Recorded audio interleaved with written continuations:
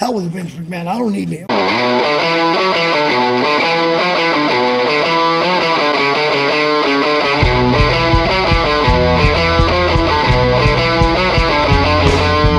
Radiation is a curious thing.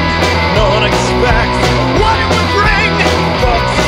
Well, hello. Today we have a very special guest. But first, I'm looking good, feeling good, loving life. I hope that you can say the same today. My guest, he is a rock star, a long-time Western Pennsylvania wrestling stalwart. He is Mr.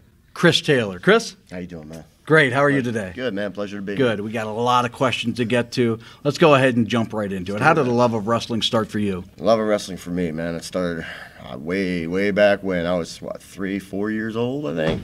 And my brother, my grandpa watched it all the time.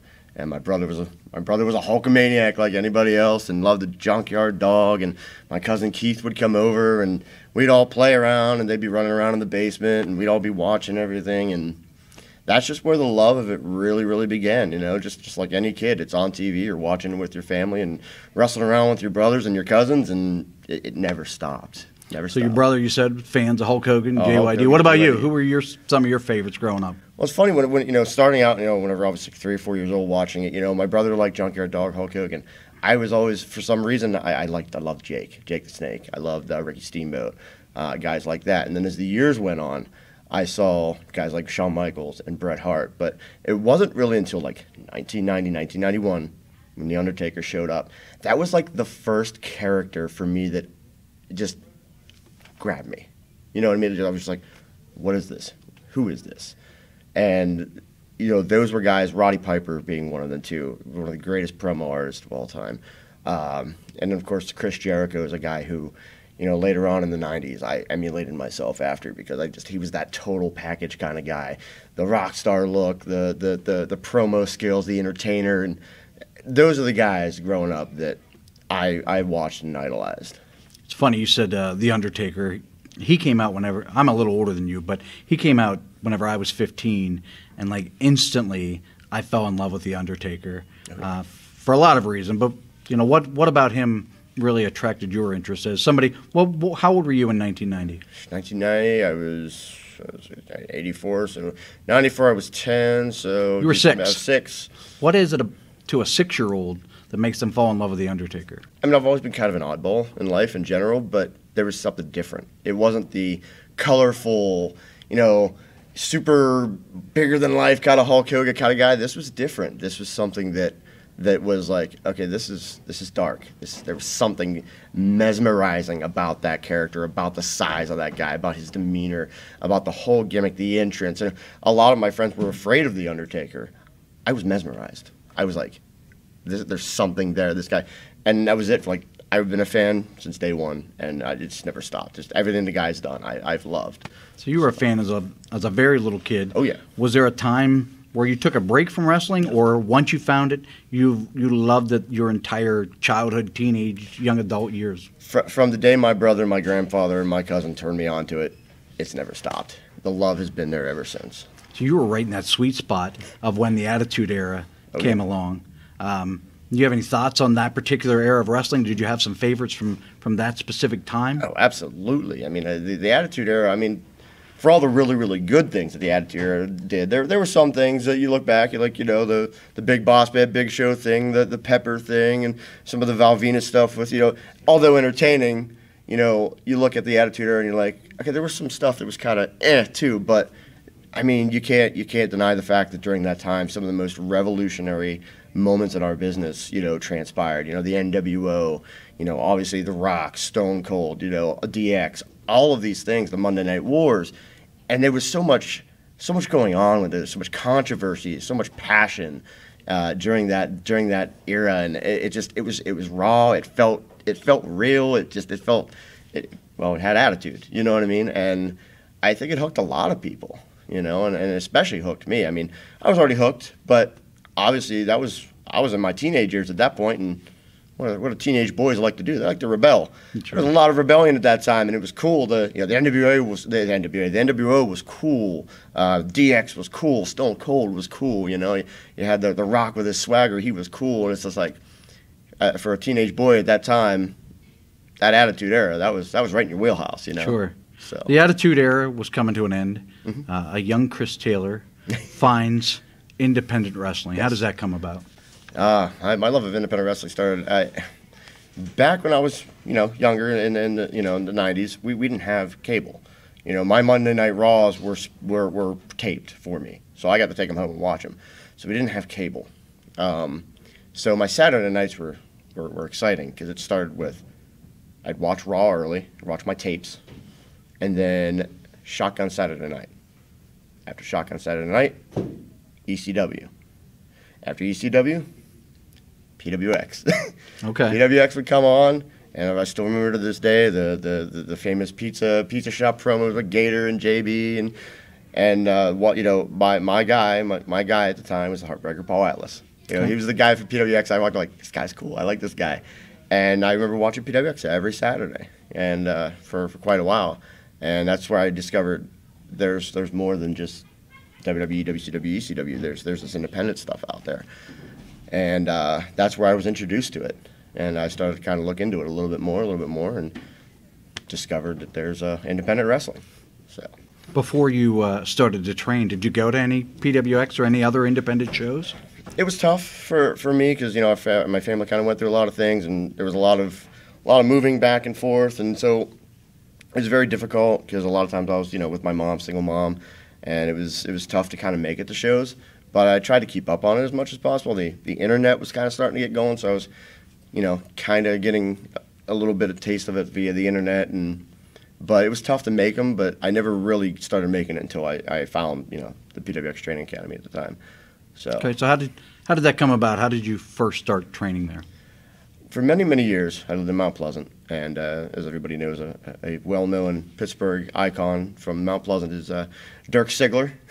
And, for me, I had seen him everywhere. Kind of had some mutual friends and stuff like that, and I'd see him everywhere. And I knew that Dirk Sigler was a wrestler from the area. And I would always try to talk to him. I'd bug him every time I saw him about wrestling. There's times he'd just roll his eyes and talk to me for a few minutes and kind of be like, all right. I'd be like, how do I get into it? How do I do it? And you're looking at this little fresh, white meat, baby face looking 135-pound kid, and you're just like, okay, all right. So after many years of bugging him, I had some mutual friends that we used to hang out at the subway parking lot in Mount Pleasant, just kind of late night, kind of just chilling out, talking. And one night he pulled in, and this was I just returned. I was living in New Jersey for a little while, and I'd just gotten back from living in New Jersey, and we're all hanging out, kind of talking, and Dirk pulls in, and he goes, "Are you still interested in wrestling?" I was like, at that moment, the heavens opened, doves flew. I was like, yes. He goes, well, if I take you down Tuesday for a tryout. And that was it. I went home. I told my mom, Mom, we got the money that's saved up. This is my opportunity. I want to do this. She's like, are you sure? I'm like, absolutely. That Tuesday, Dirk came, picked me up, took me down. I had a tryout with Quinn, and the rest is history. So you'd mentioned 135 pounds when you first broke in. Yeah. You and I now, we wouldn't be what you consider small guys in the wrestling business. No. Not monsters, but we're average-sized guys right now. But it feels like, 15, 20 years ago, guys our size, like when I broke in, I weighed 175 pounds. We were very small. Was there ever a moment in your mind where you're like, I'm so small, can I really do this? Did that cross your mind in the least? I think it crosses your mind simply because people tell you that. You say, I'm training to be a wrestler, and they look at you and they're just like, what are you talking about? You're $140 tops if you're soaking wet. So it's there because people say that. But in my mind, there was never doubt. I'm going to do this. I'm going to train. I'm going to become a wrestler, and I'm going to do this. Because there was no doubt. I know I was going to take my ass kickings. I was going to get my butt kicked. I was going to work, and I was going to get stretched and beat up and everything there is, but I wasn't going to quit. Okay, that year of training, when you first started, what year was that? Oh, God, 2001. Okay, so let's take you back to 2001. I could sprinkle some magic power on you and send you today back to talk to that person in 2001. What would you tell him to do differently? What would you tell him to do the same today? I would. As far as wrestling, not anything else, not life. In terms of wrestling, work harder. Don't lose your focus. Don't let other things take over. Stay hungry. Stay focused. Work harder than the next guy. I, through my own admission, never worked as hard as I should have. Once I got to a certain point, I kind of got complacent, and other vices in my life took over. And it was no longer about working hard. It was about the party. It was about being the rock star. And, you know, after a while, and at that point, it was almost like I almost became a caricature of myself. Like, everyone knew I was a fun guy to party with. And through years and years of that, it became more of almost like it almost became like this thing I couldn't shut off. You know what I mean? I became the guy that was known for the partying rather than the wrestling. And I would go back and tell myself, kids, stay focused. Work your ass off and stay the path. And you can do something. Because, you know, for the longest time, for many years, Chris Taylor's one of the best in Pittsburgh. He's going some places. He has an opportunity. I had all that. I screwed that up, you know. So I would go back and make sure that I stay focused. Do you think the 2001 version of you would listen to the 2018 version of you, or was the 2001 version like the 2001 version of me that would have said, "Shut up, old man, you don't know what you're doing"? I think 2001 version of me would have listened because I was still bright-eyed and clear-headed. It wasn't until, like I said, that, you know, slowly but surely over the years, those party days and all those small things turned into vices. And it would have been, if you'd told 2005, 2006, 2007 and onward me about it, I'd been like, I know what I'm doing. I'm absolutely fine. But 2001 would have listened. 2005 and on would have been a lot more stubborn. Was when you first started training, was there specific obstacles that you had difficulty with, or did you feel like a lot of it came really naturally for you? I felt like everything came really, really natural. I think that physically I picked up on everything really quick. You know, obviously psychology takes a little bit of time, and in developing a character and developing, you know, the way that you do things in your own style of doing things. So, yeah, I think a lot of things did come naturally to me, and even I remember in the training they're like, you know, you're picking up quick, and so it was one of those things. It felt very natural from day one. Do you have any specific memories of your first match? I do. It was Parkersburg, West Virginia, December 7th or 9th of 2001. Me versus Lance Dayton. I was actually the extremist in that match. And, oh God, I came out in these pleather pants with these flames up the side, wrestling shoes, and a tight red Hardy Boys shirt. I came out with these ridiculous, I don't know what they were like these weightlifting gloves. They looked like these mitts. I had this ball necklace on, and I remember the fundamentals of the match being very, very good. But the psychology of the match wasn't there, and we weren't hearing the go home, so we went way over, and we didn't play to the crowd. But, you know, those are the types of things that obviously, that's when you start learning, okay, this is where you screwed up.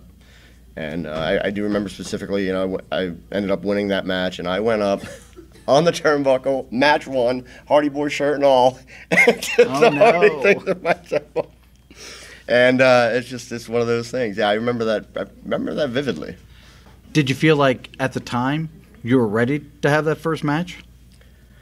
I think we definitely did. Again, it was one of those things, like fundamentally, I felt ready. You know what I mean? But I think obviously when you're a young guy in the business and it's your first match, you know, you're just worried about getting through that first match. You're trying to go out there and make sure you don't screw up the spots, or, you know, and obviously at that time, you know, you're trying to go over everything, fine tooth and comb, you know.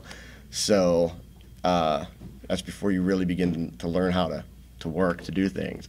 And so I think we were ready, but up here it was more of a psychological thing. Like, we got a lot we got to work on, but it was. In 2001, 10, 12, 14 years, you had a very, very, very long run with PWX. Do you have any specific memories of working there on the positive side? Before absolutely. Before we get upset, do you have some favorite opponents that you would man, from PWX, my for the most part, my time in PWX was awesome. I mean, for the most part, obviously we'll get to the tail end of that all at some point, but yeah, I mean, it was the building ground for me. It was the opportunity to cut my teeth. It was the opportunity for me to develop who I was, and yeah, I had some amazing memories there. I always will. I mean, even from the sportatorium days with the no heat and the the tarp and all that. I mean, it had this character to it, PWX,